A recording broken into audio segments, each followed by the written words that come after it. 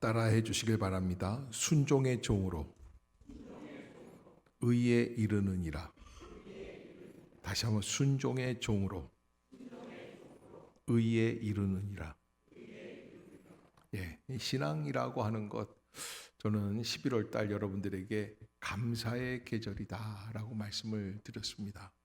감사하려고 하다가 보니까 제가 지난주에는 주제가 뭐였죠? 겸손이었죠. 이 감사가 그냥 감사가 안 돼요. 습관적인 감사. 감사하라고 하니까 감사해야지. 억지로 하는 감사예요. 이 억지로 하는 감사는 위선적인 감사가 될 수 있습니다. 감사하지 않은데 감사하다고 말할 수가 있는 건 이거는 잘못된 거죠. 그런데 우리가 신앙생활하면서 진정한 감사가 되려면 어떻게 해야 되느냐?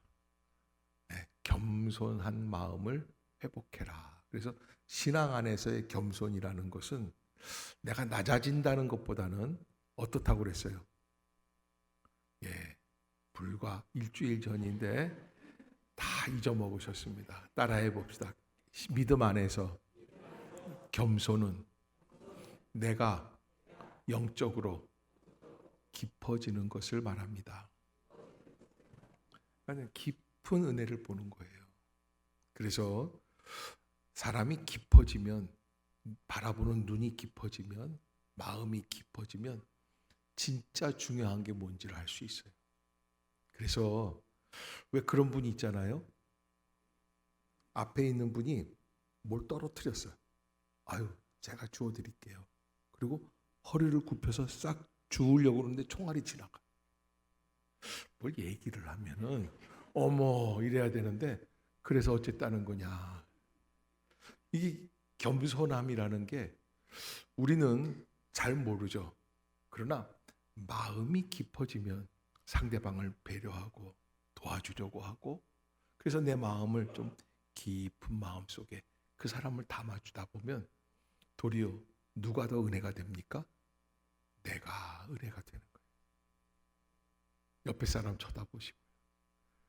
내가 깊어지겠습니다. 그러면 이런 말을 하면은 그래 어디 잘 하나 두고 보자 뭐 이러지 마시고 제가 더 깊어지면 되죠. 그런 마음이 있어야 돼요. 겸손함이라는 것은 단순히 우리가 생각할 때 그냥 허리를 굽혀서 인사 잘하는 그런 겸손이 아니라 뭐라고 그랬어요? 마음이 깊어지는 것이다 라고 말씀을 드렸어요.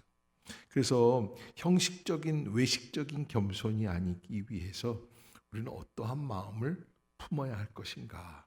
바로 신앙의 가장 절정이라고 할 수 있는 순종의 마음을 담는 것입니다. 사람들은 누구나 자신의 옳음을 붙들어 생존하려고 하는 본능이 있다는 거 아세요? 내가 옳다 생각을 합니다. 내가 세상의 중심이에요. 내 판단이 맞는 거예요. 그런데 하나님은 뭐라고 그러십니까? 빌립보서 2장에 오직 겸손한 마음으로 각각 자기보다 남을 낮게 여기라 말씀. 따라해 봅시다. 오직 겸손한 마음으로 각각 자기보다 남을 낮게 여기라. 아멘. 남을 높이라는 겁니다. 그것이 예수님의 복음에 합당한 방식입니다. 내가 옳다. 그래서 사람들은 저마다 내가 옳다는 것을 증명해내기 위해 삽니다. 내가 맞았어. 내가 잘했어. 그 말 들으면 굉장히 기분이 좋죠. 특히 남성들이 그런 경향이 좀 강하죠. 그래서 남성들을 격려할 때에 칭찬을 한마디 해줘. 참 잘했습니다. 당신이 맞았네요. 남자들은요 그 말을 들으면 어쩔 줄을 몰라. 딱 세 분이, 우리 영감탱이는 그런 말 들어도 끄떡도 없어요. 그래서 우리가 그렇게 내가 옳다고 생각을 하지만 예수 그리스도 안에서는 남을 옳다고 인정해 줄 수 있는 마음, 그것을 우리가 잊지 말아야 되고, 그런 역사가 이루어지기 위해서는 어떻게 해야 되느냐? 중세기에 유행한 단어가 하나 있는데 데오볼렌테라고 하는 단어가 있어요. 따라해 봅시다. 데오볼렌테. 데오라고 하는 라틴어로 하나님이라는 뜻이에요. 주님의 뜻이라면, 따라해 봅시다. 주님의 뜻이라면 순종하겠습니다. 아멘. 예, 주님의 뜻이라면 순종하겠습니다. 여러분, 이게 주님의 뜻이라면 순종한다는 게 이게 쉬운 일이 아닙니다. 다 순종할 것 같은데 순종이 잘 안 되는 게 순종입니다. 그래서 순종하는 척할 뿐입니다. 진심으로 순종하는가? 하나님이 원하시는 것은 우리의 삶을 다 내밀어서 온전한 순종이 이루어지게끔 하는 것. 아멘. 거기에 은혜가 시작이 되죠. 제가 순종에 대한 설교를 할 때마다 여러분들에게 몇 번이나 이렇게 예화로 말씀드렸던 그런 누가 꾸며낸 얘기인데요. 그런 말이 있습니다. 나무꾼이 나무를 하려고 산에 갔습니다. 나무하는 재미에 빠져서 밤이 깊은 줄을 몰라요. 정신 차리고 보니까 한 짐을 했는데 밤 깜깜해요. 야, 큰일 났다. 길 잃어버리겠다. 아니나 달라요. 그냥 허둥허둥 내려오는데 내려오다 보니까 지게를 짊어지고 넘어져가지고 굴러가지고서 구르는데, 그럴 때 보면 영화에 보면 어디로 굴러 떨어지냐면 낭떠러지로. 이제 죽는 거예요. 그러니까 이제 죽음에 임박하니까 나무꾼이 자기 죄를 깨달아요. 주일날 빼먹고 그냥 돈을 한 푼이라도 벌려고 밤새워서 이렇게 하다가 이제 죽는구나. 내 인생이 뭐냐. 죽도록 일하다가 죽는다. 하나님 잘못했습니다. 내가 하나님을 좀 더 믿고 하나님 중심으로 살아야 하는데. 근데 하나님이 그 회개하는 걸 보니까 살려주고 싶어요. 그래서 하나님이 말씀을 하셔. 너 이제부터 내 말 들을 거냐? 그러니까 이게 지금 낭떠러지 떨어지면서 하는 얘기야 지금. 응? 그 순간인데 그 얘기를 다 했어요. 그래서 예, 주님 이제부터는 주님 말씀만 듣겠습니다. 그러면 떨어지면서 손을 뻗었어요. 이러고 떨어지는 거예요. 딱 잡는 순간에 거짓말 같은 일이 벌어졌는데 이 절벽에 이렇게 삐져나온 뿌리에 딱 손을 잡아요. 이야, 이게 나무꾼이 이게 하나님의 말씀에 순종해서 한번 살아나니까 너무너무 놀라운 간증이 생겨요. 할렐루야, 하나님 살았습니다. 감사합니다. 그런데 한 30분 매달려 있으니까 어디가 아파요? 팔 아픈 게 떨어져 죽는 거에 더 나을 것 같이 아파. 그래서 주님 어떻게 할까요? 주님이 뭐라 하죠? 그 손 놔라. 아니 놓으면 어떻게 돼요? 도로 떨어지는 거야. 그래서 나무꾼이 거기서 기도를 할 때 이렇게 기도를 했대. 기도를 바꿨어요. 거기 어디 이 손을 놓으라는 하나님 말고 다른 하나님이 안 계십니까? 이게 우리의 이야기. 내가 옳다고 생각하는데, 내 뜻이 맞다고 생각하는데, 내 중심대로 받아들이려고 하는데, 하나님은 우리의 생각과는 다르게 말씀해 주시죠. 오늘 바울은 로마서를 쓰면서 로마서 6장은 죄에서 해방된 사람의 복된 자유한 신앙, 죄에서 해방되어 자유로움을 얻었어요. 이게 아주 이 로마서 6장에서 바울이 우리에게 말씀해 주시는 아주 가장 중요한 핵심이라고 할 수 있습니다. 오늘 16절 아까 읽었는데 다시 한번 봅시다. 한번 볼까요? 네, 16절 시작. 너희 자신을 종으로 내주어 누구에게 순종하든지 그 순종함을 받는 자의 종이 되는 줄을 너희가 알지 못하느냐. 혹은 죄의 종으로 사망에 이르고 혹은 순종의 종으로 의에 이르느니라. 아멘. 인디언들이 하는 이야기 가운데 그런 이야기가 있대요. 한 번은 할아버지 인디언이 손주한테 그런 얘기를 했어요. 예, 우리 마음속에는 두 마리의 늑대가 산단다. 그래요?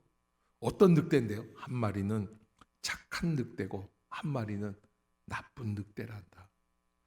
착한 늑대는 어떤 거예요?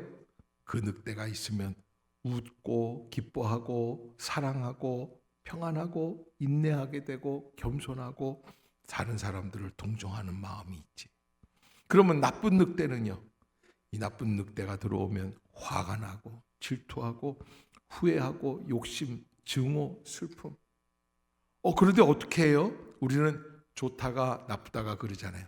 매일 두 마리 늑대가 싸운단다. 그 두 마리, 할아버지, 그러면 어떤 늑대가 승리할까요? 자, 여러분, 어떤 늑대가 승리해야지 돼요? 착한 늑대가 승리해야지 되죠. 그러나 나쁜 늑대가 승리하는 날도 있잖아요. 그래서 할아버지가 그렇게 얘기하셨다는 거예요. 어떤 늑대가 싸워서 이기느냐? 힘센 놈이 이긴단다. 아니, 그러면 어떤 늑대가 더 힘이 센가요? 그거야, 네가 먹이를 많이 주는 놈이 힘이 세단다. 그게 뭐예요? 어디에 순종하느냐의 뜻이에요. 내가 어디에 순종하느냐? 하나님이 우리에게 주신 진정한 믿음에 합당한 기쁨과 감사와 아름다움과 진실과 평안과 소망과 인내심에 우리가 순종하고 있는지, 아니면 질투하고 미워하고 후회하고 증오하고 거짓말하고 탐욕과 가지고 그런 것들 속에서 내가 순종하고 있는지, 어떤 것이 이기느냐에 따라서 나의 삶의 여정이 결정이 됩니다. 결국 이 모든 것은 나의 존재에 가는 방향을 결정하게 돼요. 내 존재가 어떠한 존재냐? 여러분, 그런 거 있죠? 이 인생을 반추하면서 이렇게 지나온 삶을 이렇게 좀 되짚어 보는, 내가 어떻게 살았나. 드라마 같은 데 보면 그런 게 나오죠.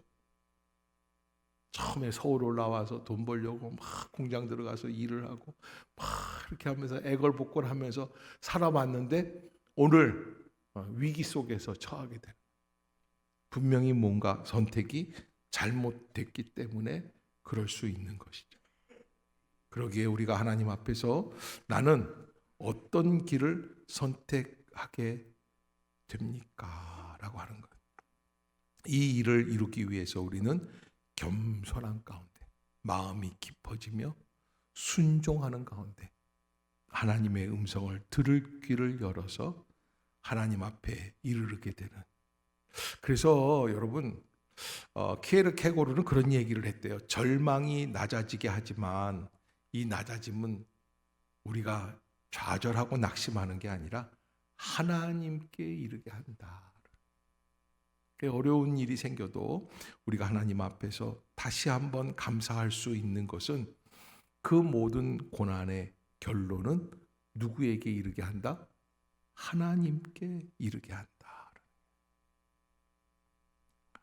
겉으로는 내가 더 많이 알고 더 많이 가진 것처럼 보여도 깊은 마음은 내 상처 속에서, 모자람 속에서 하나님께서 이루실 미래의 일을 보는 마음이라는 것이죠. 그것을 우리가 깊이 알아야지 돼요. 우리가 신앙생활을 한다면 어디까지 가야지 됩니까? 믿는 것과 아는 것에 하나가 돼야 돼요. 따라해 봅시다. 믿는 것과 아는 것이 하나가 되기를 원합니다. 그럼 어떻게 해야 돼요? 사는 것도 동일해야지 돼요. 그래서 우리가 표면적 신앙이라고 말을 하죠.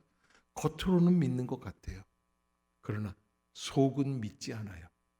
그래서 속이 진짜 믿느냐 안 믿느냐, 옆에 사람 바라보시고 얘기하세요.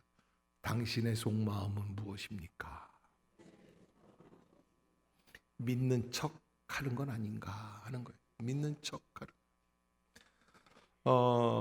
이제 예전에 어디선가 한번 읽었던 얘기인데, 미국 FBI에 중국에서 온 스파이가 있다는 얘기를 들었어요. FBI 안에 스파이가 있는. 중국 사람. 그 중국 사람이면 이렇게 머리가 검고 피부색이 누런 그런 사람인 줄 알았더니 백인을 보낸 거예요. 중국 스파이. 중국에는 이런 이 백인족이 또 있다는 거예요. 그 사람을 영어를 공부해서 완전히 미국 사람처럼 만들어서 보냈다는 거예요. 그래서 그런 사람으로 추정되는 의심가는 한 사람이 있어요. 그래서 따라 붙은 거예요. 미행하는 거예요. 저 사람이 뭐 하나, 누구를 만나는가 착 하는데 도무지 알 수가 없어요. 마지막에 그 사람을 미행하다가 옆에서 딱 앉아서 지하철에 앉아 있는데 이 사람을 어떻게 한번 확인해 볼까 싶어가지고 미국 국가를 불렀어요. 빰빠밤 빰빰빰 성적이여 영원하라 뭐 그런 노래예요. 예. 여러분 잘 모르잖아. 그러니까 반응을 안 하는 거야. 모르니까 뭐 그냥 그러나 보다 그러고 콧노래를 부르는데 그런데 중국 민요를 하나 불러. 닝서방 왕서방 뭐 이런 노래 있잖아. 어? 아, 이 사람이요 발로 장단을 맞추더라. 그러니까 아무리 겉으로 포장을 해도 속은 못 속이는. 우리가 겉으로 믿는 것 같지만 속 사람이 온전하지 않으면 내 마음에 하나님의 은혜를 체험하고 주님이 주신 환경 앞에서 감사할 줄 알고 어떠한 일이든지 내가 겸손한 마음으로 순종하겠습니다 라고 하지 않아요. 오늘도 기도하는 분들 가운데 우리 목사님이 무슨 말씀을 하시는지 다 순종하게 하옵소서. 여러분 아멘이 아니에요. 그건 땡이에요. 우리가 목사님 말씀에 순종하려고 교회에 있는 게 아니에요. 목사가 또 누가 맞아요 그랬어요. 끝나고 내 방으로 오세요. 아직 얘기하려고 그러니까 기분이 약간 안 좋은데. 근데 여러분 분명한 거는 목사 말에 순종하려고 믿는 게 아니에요. 목사가 있는 거는 여러분들이 하나님의 말씀에 순종하도록 돕기 위해서입니다. 훈련하기 위해서입니다. 설교를 듣는 이유도 우리가 읽는 하나님의 말씀 또 우리에게 삶을 통해서 주시는 음성들이 있는데 이게 하나님의 말씀인지 아닌지를 구별하는데 제가 가이드를 하기 위해서입니다. 그러니까 우리가 무엇을 순종해야 되는지를 철저하게 내가 알고 깨달아야 합니다. 내가 어떠한 길로 가야 됩니까? 그런데 1살짜리 아이들이 흔히 하는 게 있는데 돌 지나면 어떻게 하느냐? 애들이 좀 걷죠? 걷는 게 신기합니다. 걷는 나도 신기해요. 저도 아직도 기억이 나. 내가 이런 얘기하면 웃는 분들이 계시는데 그건 좀 믿으세요. 내 어렸을 때 기억이 걸음마를 배우는 거예요. 근데 하도 못 걸으니까 엄마가 그 간스메라고 그래. 캔. 그걸 하나 이렇게 줘. 요걸 보니까 요걸 걸으면 먹을 수 있겠구나. 이렇게 걸었어. 얼마나 신기한지. 그래서 계속 또 이걸 쥐어주고 걷는 거예요. 걷는 나도 신기했어요. 이게 걷는 거구나. 그런데요, 좀 걷기 시작을 하잖아요. 그러면 엄마가 자, 손 그러면 애가 어떻게 해요? 나 혼자 꼭 그래요. 여러분, 우리가 신앙생활 할 때 하나님의 음성, 하나님의 말씀을 구별할 줄 알아야 돼요. 그러나 하나님의 은혜의 손길을 거절해서는 안 돼요. 그것이 순종입니다. 아멘. 하나님이 우리에게 주시는 그 모든 것 안에서 기도할 때도 모든 것이 하나님께로부터 오신 것을 믿습니다. 우리가 여기 이 자리에 함께 있는 게 주의 뜻이에요. 여러분 교회에 왜 왔어요? 어떤 사람은 목사 감시하려고 오는 사람이 있어요. 목사님 혼자 계실 때 복도에 불 좀 끄세요. 목사가 불 끄는 사람이야? 그 목사가 불 잘 끄는지 안 끄는지 그거 감시하려고. 여러분, 우리가 교회 오는 이유는 어디에 있어요? 영원하신 하나님의 은혜를 체험하기 위해서 오는 거예요. 아멘. 목사가 설교 잘하나 못하나, 준비했나 안 했나, 이거 따지려고 오는 게 아니에요.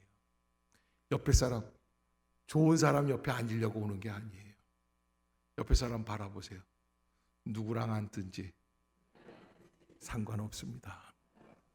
그러나 당신보다는 내가 더 잘 믿겠습니다. 여러분, 우리가 모든 것이 하나님께로 왔다고 믿는다면 여기 있는 것 자체도 하나님의 섭리죠. 그걸 수종하는 거예요. 모든 것이 하나님께 속하여 있음을 믿는 믿음. 그리고 마침내 모든 것이 하나님께로 어떻게 합니까?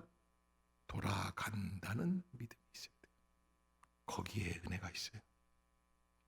하나님 이렇게 해주세요, 저렇게 해주세요, 내가 생각하는 대로 해주세요.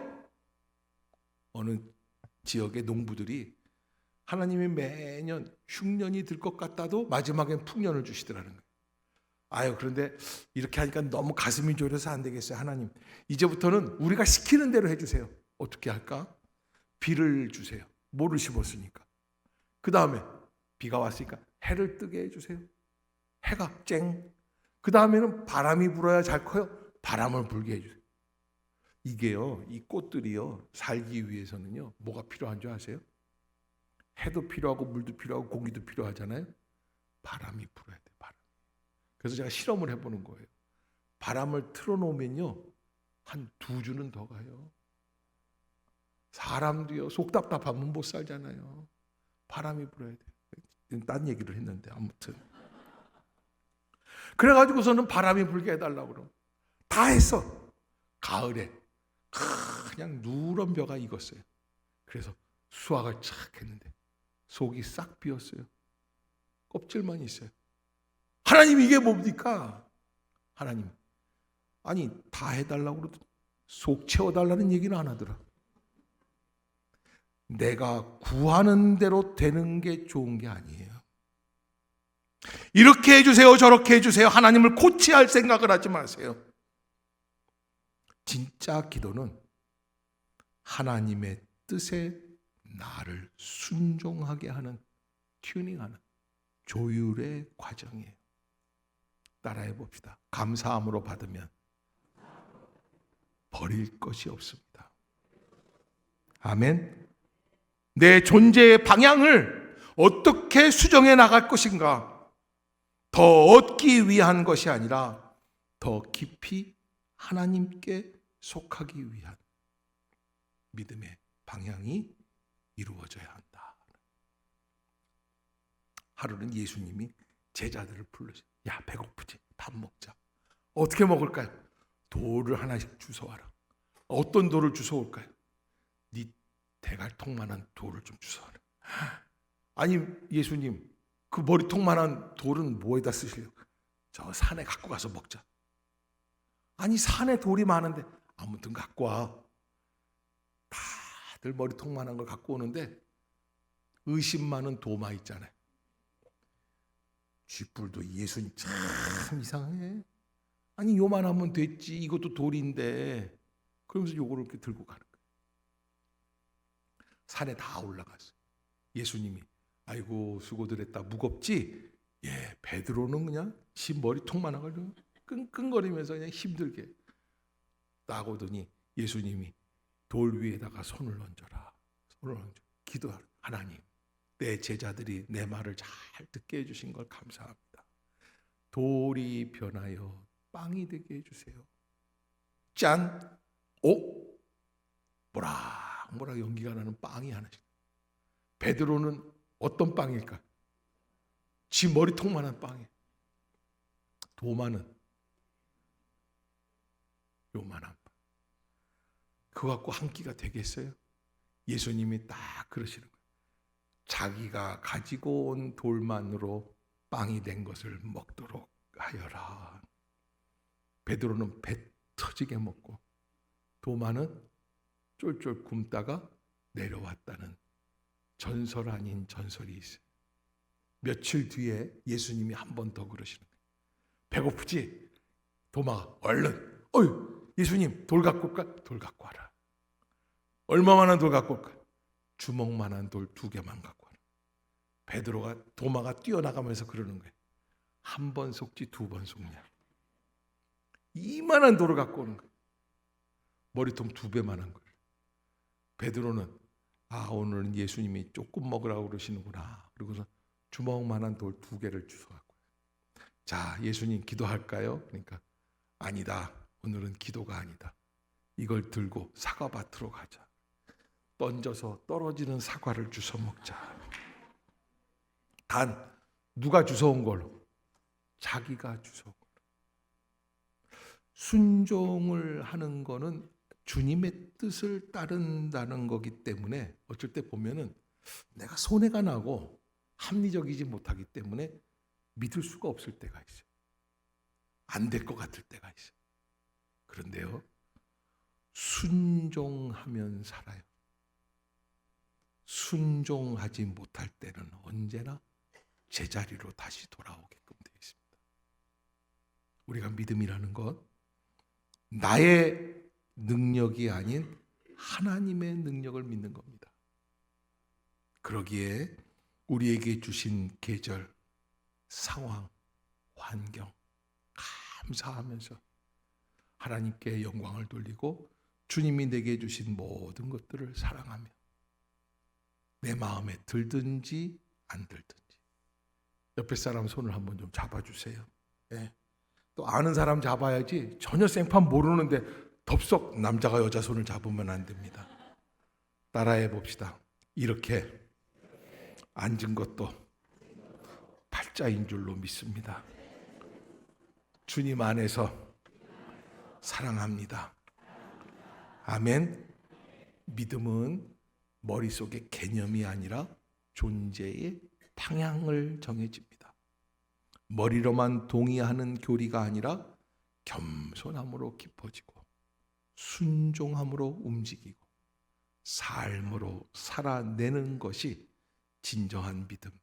그 안에 주님 주신 말씀에 아멘 하는 순종의 역사가 우리 안에 가득하기를 주의 이름으로 축복합니다.